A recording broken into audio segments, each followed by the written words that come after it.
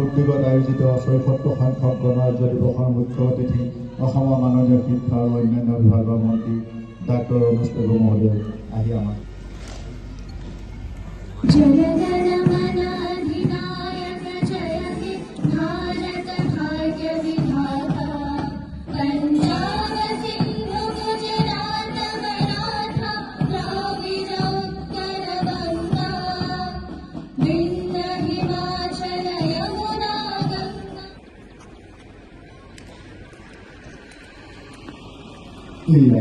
মাননীয় মুখ্য অতিথি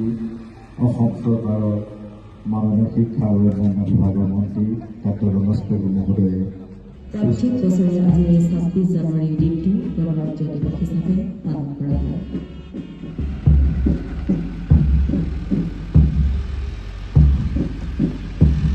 ইয়াৰ পূৰ্বতে ইংৰাজী কাৰ্যকৰী কৰা আইন অনুসৰি ভাৰত পৰিচালিত হৈছিল, কিন্তু বহু বিবেচনা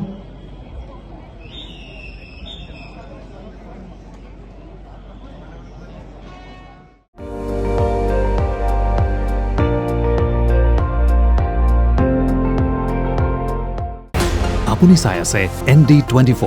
সৰ্বশ্ৰেষ্ঠ নহয় সৰ্বোত্তমৰ দৌৰ।